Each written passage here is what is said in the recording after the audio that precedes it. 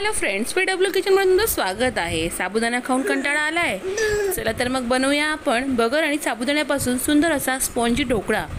तर सर्वप्रथम आपण बगर इथे 1 वाटी घेतलेली आहे, स्वच्छ पाण्यात धुवून घ्यायची आहे आणि 5 ते 10 मिनिटं हिला भिजत ठेवायचं आहे।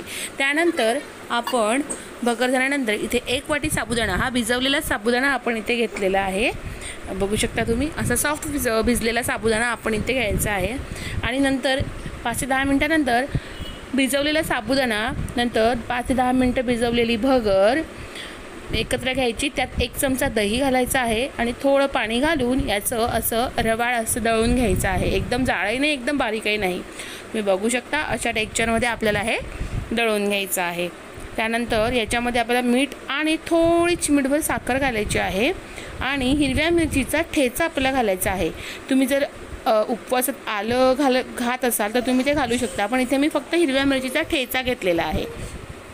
आता हे छान असं मिक्स करायचं आणि आपल्याला जेव्हा ढोकळा लावायचा आहे तेव्हा आपण ह्याच्यामध्ये इनो ॲड करायचा आहे आणि इनोवर थोडं पाणी घालायचं आहे, जेणेकरून इनो ॲक्टिव्ह होईल।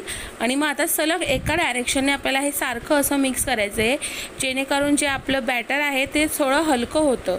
आणि हे झालं की लगेचच आपल्याला याला स्टीमरमध्ये स्टीम करायला ठेवायचं आहे। मी हे सगळ्यात पहिले वाटायच्या पहिलेच मी हे पाणी गरम करून ठेवलं होतं। आता हे बघा, ताटाला तेल लावायचं आहे आणि ढोकळा हा आपल्याला 5 ते 10 मिनिटं शिजवून घ्यायचा आहे।